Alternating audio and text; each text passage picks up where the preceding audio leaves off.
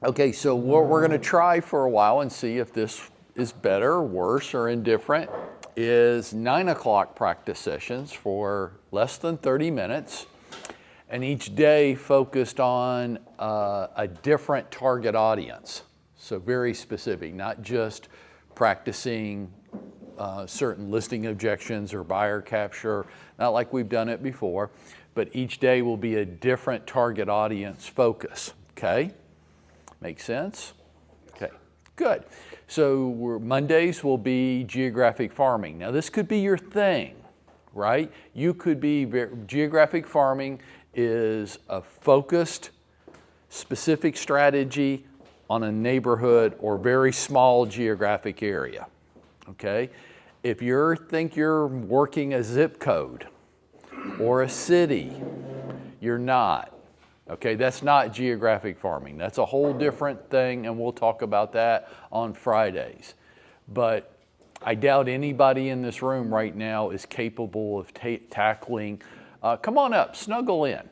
Come on, it's cold in here right now, come on. Reaching for a zip code is just too big. You would need tens of thousands of dollars to pull that off, okay? Okay, so geographic farming, focused on a particular neighborhood or community, right? Okay, size-wise, let's call it 1,000 or less, okay? This could be your thing. This could be like where your target audience. It could just be a vertical. You might say, like I live in a pretty small neighborhood, there's about 50 homes, okay? Well, 50 homes, there's not going to be enough business thrown off in that neighborhood for me to support myself off of it. It's not going to be my major thing, right?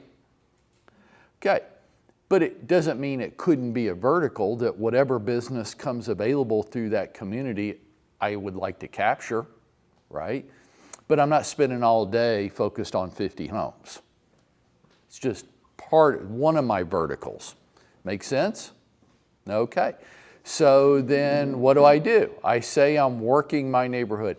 Morgan, you live in Three Chimneys, okay? So we're just going to use that as the example, Three Chimneys.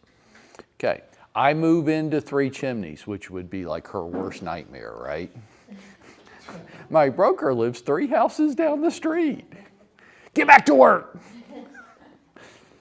Sorry, entertaining myself again. Okay. Does me saying that I'm working Three Chimneys make me the neighborhood expert? No. What does make me the neighborhood expert? What would make me be the top of mind, credible expert for Three Chimneys? Always visible. Okay. What I do every day would make me that. Because I say it, because I live there, doesn't make it. Nobody knows it but me, right? So what I do every day would make it. So what do I do? Well, geographic farming has a 5-part strategy, and every Monday we're going to practice each part of the 5 parts, okay? There's 5. There's not 4. There's not 2. This isn't a buffet line at a restaurant. I don't get to walk through and say, well, I like social media. I do. Bill, I'm so cute and adorable on social media. I will have me some social media. And events. I love going to the neighborhood events. That's so much fun. So I'll have me a little bit of social media, and I'll have me a whole bunch of the events. That other stuff, nah, it's not me. I'm not going to do that. Okay, I say that is your choice. You get to choose. I just don't know what's going to happen. It would be like baking a cake and saying, I'm not going to put any sugar or flour in it.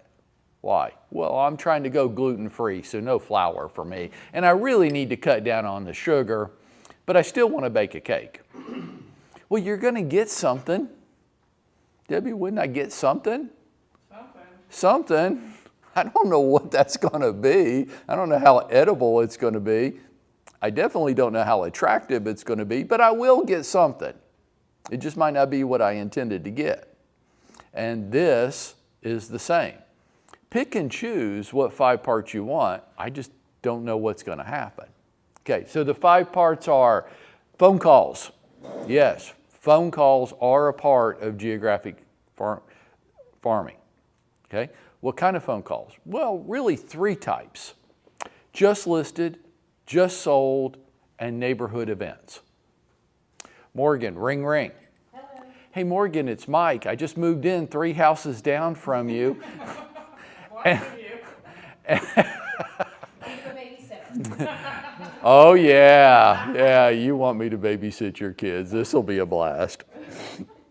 Hey, I'm just calling to remind you of the HOA meeting tonight at 7 o'clock at the clubhouse, and I hope you can be there.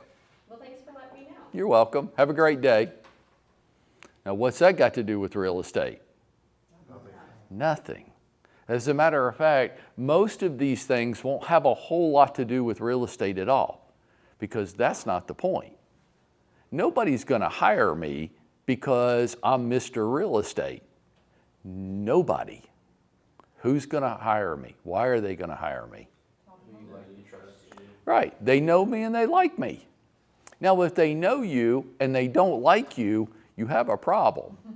Not many people are going to hire you. They have to know me and then they have to like me. Okay? So the fact that I'm calling Morgan to remind her about the HOA meeting tonight doesn't have anything to do with my real estate business. I'm just trying to become known as a good, friendly, helpful neighbor. That's all I'm trying to do. So how I say it, the tone and demeanor which I bring to it is really important. Hey, Lanier, ring, ring. Hello. Hey, Lanier, it's Mike Pruitt. Hey, just a quick call. I wanted to let you know about a new home that's just gone up for sale in our neighborhood. Okay. It's the Smith's home over on Elm Street. Do you know that house? Yeah, I actually know them. I didn't know they were moving. Yeah, it just went up for sale and it's listed for $300,000. And that's why I was calling to just let you know what homes are selling for in our neighborhood. Yeah, I appreciate it. Okay, great. Hey, have a great day. Oh, by the way, have you guys thought about making a move this year? No, we love the schools. Kids are happy here. I'm so glad to hear that. My kids would throw a fit if you said you were moving. Morgan. Question on that situation. Uh-oh, I'm getting the mom finger. Oh, no. So the house you just called him about, were you the listing agent? I don't need to be the listing. Did I say it was my listing? No. I did not. Okay. Now, if you say it was, ask me, is that your listing? Are you the one selling that house?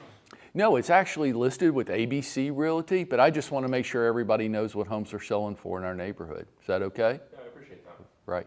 Hey, how many people are like me, you've done this? You're driving out or into your neighborhood and you notice that a sign just went up and your first thought is, I'm being recorded right now, gosh darn, they didn't list it with me. Okay, and your second thought is what? Can I find some buyers? I wonder how much it's listed for. And then I'll think, well, when I get home, I'll check it out. And then I don't. And then I'm driving out of the neighborhood the next day. I'm like, gosh darn, I wish. Okay, I'll do it when I get to work. And then I don't. And I have access to that. How about the other people that don't have access to it? You think they're going, oh, I wonder what the Smiths are asking for their house. Yeah, they are. So I just want to be the helpful guy that calls. I also want to call and tell you when it's sold. Hey, I wanted to let you know the Smith's home sold. It sold for $305,000, $5,000 above asking price. Right? Why are you calling to tell me this? I already live here. I just thought you'd like to know what homes are listing and selling for in our neighborhood. And you just got to keep your tone right. So daily phone calls, how often would I do that?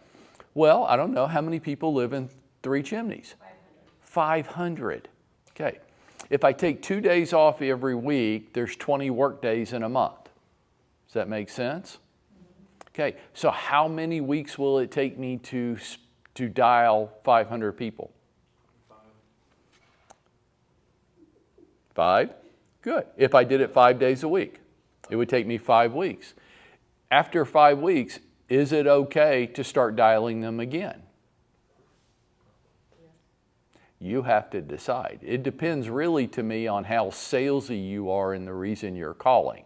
Like if you called me every damn week, but Morgan can call everybody in the neighborhood every week. She is not going to make 100 calls a day. Is that, Debbie, is she going to make 100 calls a day? Probably. No, she's not. Yeah, if you called every 5 to 6 weeks, that's fine. It's one call every 5 to 6 weeks. Well, what's that going to do? That's going to do nothing. Zero. Nada. So if that's all you do, I wouldn't expect anything to come from that. Make sense? Okay. You're just calling to be a helpful, good neighbor. If you're calling for any other reason, I wouldn't do it. If you think you're going to generate listings, Lanier might have said, well, as a matter of fact, we have been thinking about it. And my brain would go, oh, damn. Now what do I say? Right? Like I wasn't prepared for you to say that. Well, be prepared for that. But it's not why I'm calling. Questions on calls. The hard part about making calls is you got to have a good reason for calling me. Yeah. Well, Lanier. If it is a neighborhood that's really in demand, is it worth on that call saying, hey, do you know anybody that's planning to move into the neighborhood that's been looking for a while? Mm-hmm. You could. Just wondering who you might know. Hey, who's ever had somebody over at your house and they're like, wow, your neighborhood's really cool. If you haven't, maybe you don't live in a very cool place. But if you get voicemails, would you leave that information on it? Absolutely. That's the kind of stuff where actually voicemails are good for me. Hey, it's Mike. With Century 21, I live just down the street. I wanted to let you know that the Smiths just put their home up for sale. It's listed at $300,000. Was wondering if you might know of anybody who was interested in our neighborhood. If so, please reach out to me. If not, have a great day. Hope to see you out in the neighborhood. I'm okay with leaving that message. Just got to keep your tone right. Right? Tom. And you can do the reverse, right? If you actually do have buyers that want to be in the neighborhood, say, hey, I've got a couple people who. Mm-hmm. Be careful with that. Yeah. Okay, because people, they don't believe you. They think it's a trick, right? Hey, Ami, I have some cryptocurrency that I want to sell you. No, thank you. Right. So you're the helpful, friendly neighbor. You might want to practice it a little bit, and we will here too. You might want to practice it a little bit before you make the call so that you get your tone just right. Okay? Casey. The way you craft it is, I'm looking for a property that's going to be for sale in this neighborhood. And then if they ask you why, then you can go into greater detail. You could. You got to, so you notice I never whip out any scripts around here. And the reason I don't is because if it doesn't sound like you, number one, you're not going to do it. Number two, it's not going to work. It's going to sound wrong.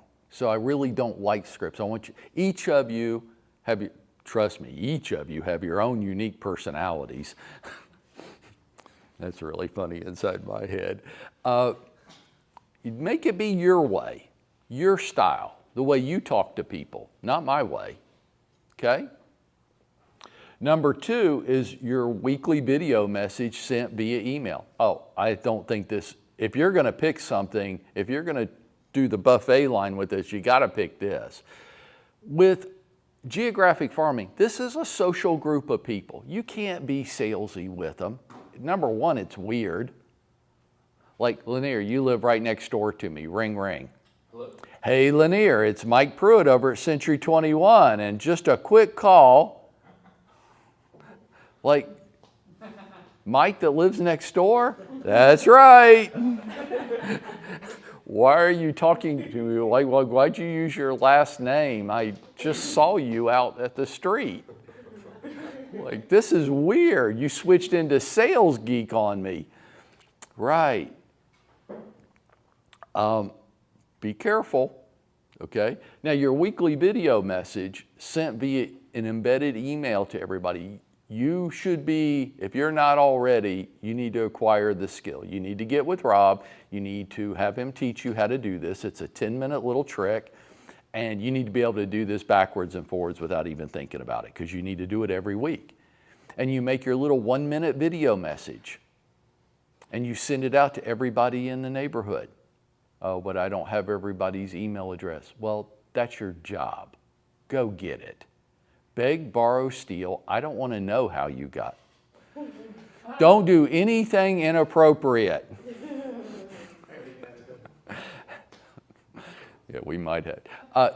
Your job is to get the database of the people in your target audience or one of your verticals. If you don't have it, you're going to have a very hard time doing this, so you need to get it. And there are some strategies to getting it if they won't hand it to you. And you can come see me and we'll work out strategies for that. Okay? Your weekly video message, keep it 1 minute or less. Keep it about what's going on in or around the neighborhood. Maybe 1 week a month you do a real estate update report, one time, once a month, and you make it, oh please, don't send it to me about all of Atlanta. I don't give a damn about all of Atlanta.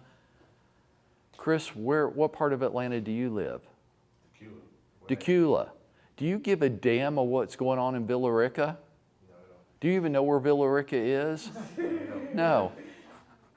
Just make it about, don't even make it about Decula. Just make it about Three Chimneys. Obviously, pick your own neighborhood, okay? But if you make it about Three Chimneys, and I live in Three Chimneys, and maybe you're standing in front of the front entrance of Three Chimneys, or do you actually have Three Chimneys? Yes, we do. Okay, that's not a bad setting. Or your neighborhood pool or clubhouse or park or things. That's real to me. I live there. What's going on here? Okay, just talk about what's going on in and around there. Schools, activities. This time of year, if you can't think of something, you got a problem. There's tons of stuff going on. Make sense? Questions? My tip for you on number 2 is pick your day and time each week where you're going to do this, or it won't get done. We all have a lot of good intentions. For those of you that are list makers, this is your problem.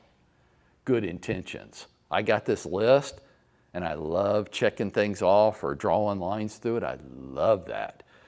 And when I say, that's fine, keep your list, but take the things in your list and put them in your schedule. How much and by when? What day and time are you going to do this? And then do it at that day and time every week. And when somebody says, hey, I want to do this with you tomorrow, well, I can't do that. I've got an appointment. Well, what have you got to do then? I've got an appointment to make a video. Well, you can do that anytime. Well, I could, but I'm not going to. Why? It won't ever get done. And before each of you start shaming yourselves and calling yourselves these terrible names that you call yourselves and beating up on yourselves because you're not getting done and I'm lazy and I'm undisciplined and all these distractions, it's not any of that. You just didn't put it in your schedule and then just do what's in your schedule at that time. That's the problem. It's not any of those bad names you keep calling yourselves. Number 3, social media. Yeah, job 1. You got to get connected to everybody. You know, only about 5 to 7% of the people that you're already connected to are seeing your post. You know this, right? Everybody that you're friends with on Facebook isn't seeing every post you put out there. Okay. You need to get connected to everybody in the neighborhood. Okay, that's job 1. Now, you need to be posting stuff that doesn't suck. Okay? Don't post stuff that sucks. Don't post your opinions. Don't post politics. Don't post any virus stuff unless it's positive and uplifting and helpful. And I actually get your post and go, "Oh, that was nice. I'm glad I saw that." Then don't do it. Well, that's hard. Of course it's hard. Of course it is. That's why most people don't do it. But you've got to get connected to everybody in the neighborhood, and now you got to be posting a lot of relevant stuff. Relevant to who? To the people in the neighborhood, not to you. This isn't self-entertainment, okay? It's for the people in the community. Number 4, your version of a monthly newsletter. Now this is where I'm going to encourage you all to get a little wacky. Some of you don't need any encouragement. I was in the, yeah. Your monthly newsletter, and you need to have one. And again, here's my number one tip for this. What day and what time that day each month is yours going to go out? Set a deadline for yourself. Deadlines are awesome. And then you don't miss deadlines. You don't. Something terrible happens to you. You get a rash or sores or I don't know, yeah, whatever. You don't miss deadlines. You do not. Professionals do not. And if it means that you can't sleep the night before your newsletter deadline, good. Don't be like the kids in college. They're going, other than me, who else was like this? I'll just do it all the night before. Yeah, like most of the room, right? I'll just do an all-nighter, and I'll get a whole semester worth of information in one night. I'll stay up all night. How'd that work? Is anybody in the room willing to say, that actually worked well for me? I know, that's a stupid way of doing it, right? Why do we do that? Because we were dumbass college kids. That's why we did stuff like that. And we didn't have the discipline, but we're not dumbass college kids anymore, are we, Stephen? No. Say it louder. No. Now we're professionals, and we work on this a little bit every day so that when our deadline gets here for the newsletter, it's no big deal. I hit send. See, no big deal at all. Now, your newsletter, I don't care whether it's printed and mailed or printed and hand distributed or it's electronic and it's emailed out. I don't care. It doesn't matter. My personal preference is that it's a hard copy and I mail it out. And the reason why is because if you live in my neighborhood, you're already getting emails from me, you're already getting phone calls. I'm already on the neighborhood Facebook group page, you're already connected to me. I mean, the only thing I haven't done now is show up in your mailbox. So I like doing that. I like to touch you as many different ways appropriately as I can, okay? Now your newsletter, my challenge to you on this is, it's got to be you. Like, God, I swear. And put me on your mailing list if you mail them, or email list if you electronic, because I want to see them. And if you do this, I'm going to come yell at you, okay? Don't give me any recipes to cook over Christmas. I don't need any Christmas cookie recipes. And I don't need to know how to keep my Christmas tree properly watered. Who has a real Christmas tree? Does anybody, you still do?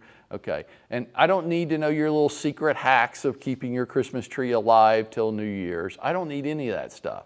That's boring. It's trite. It's repetitious. What I want, and I want to put Christmas cards into this category, and this is pressure. And I want you to feel this pressure. If you're going to play in this space, this is the pressure.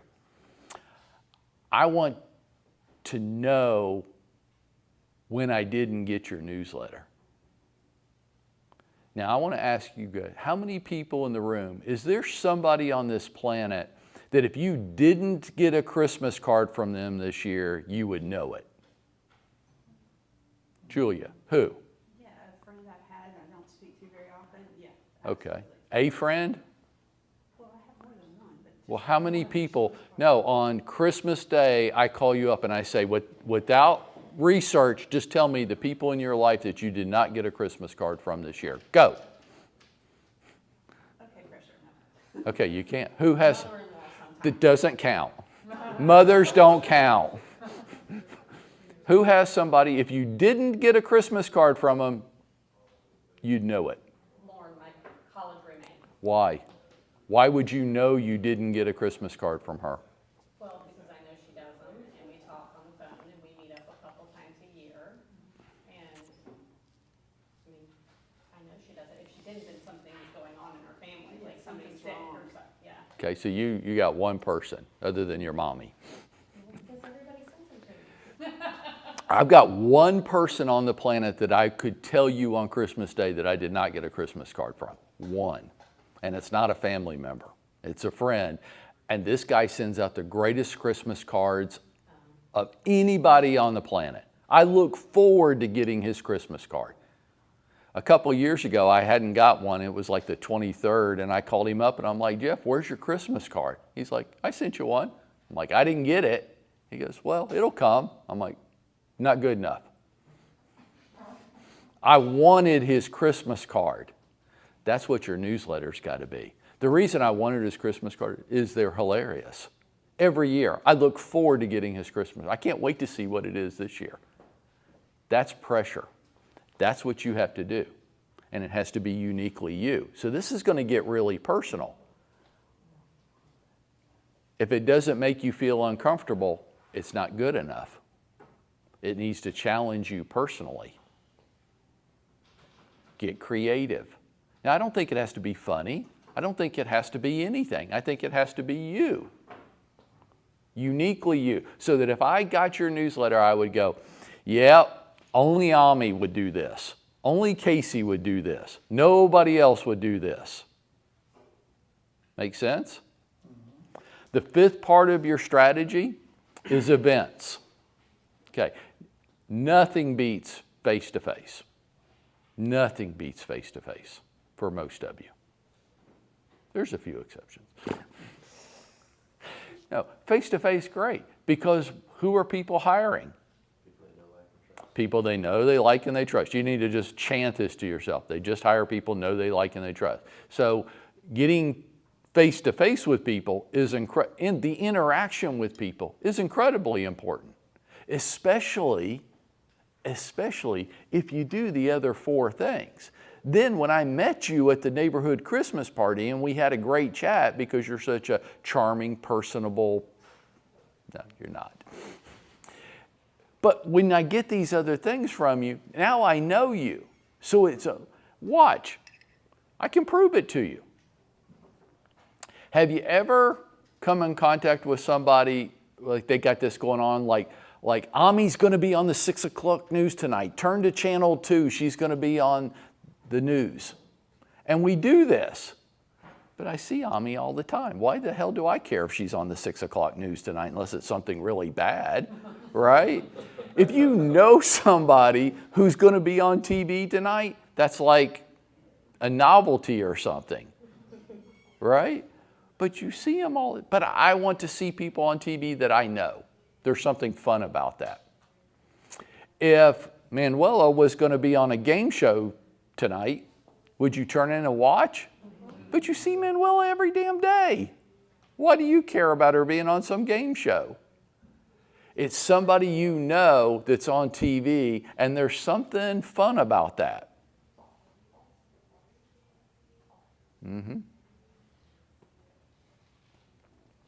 Events, you want to get very active. If you don't like events, if you don't like doing that stuff, if you just kind of don't like people that much, but you wouldn't mind making some money off of them, geographic farming is going to be really hard for you, okay? Pick and choose among the 5 activities. I don't know. Maybe you get lucky. Maybe nothing will happen. I just don't know. Implement all 5 and watch what happens.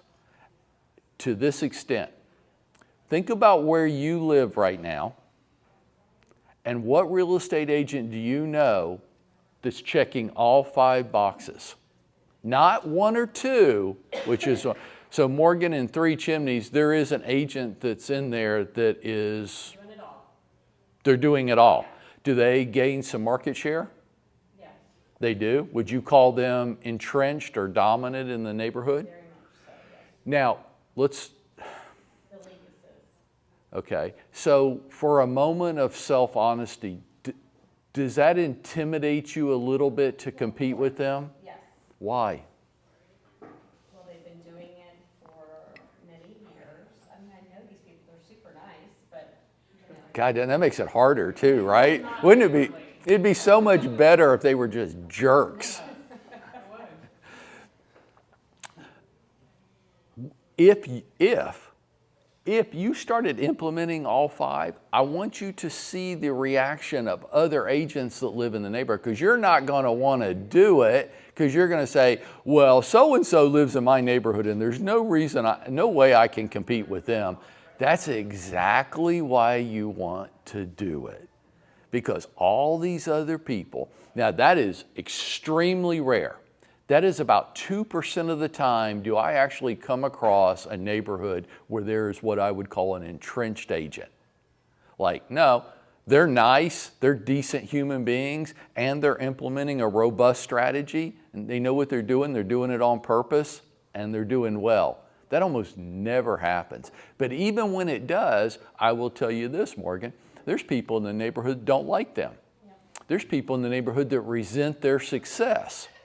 There's people in the neighborhood who these agents' kids beat up their kids. There's always room for competition.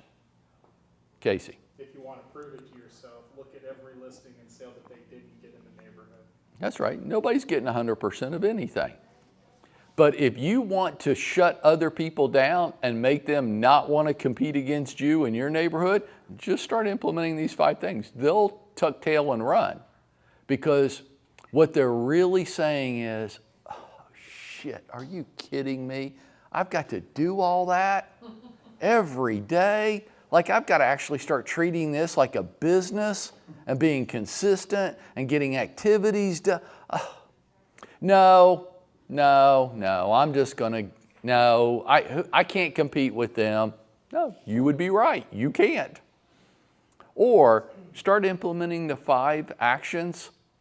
Put it in your schedule. Tell yourself when you're going to get them done. Some are daily, some are weekly, some are daily again, monthly, occasionally. Just get them in your schedule and do them. And if you do, you can dominate your neighborhood too. Is your neighborhood big enough to make a living off of? For some of you it is. For Morgan it is. 500 homes, yeah.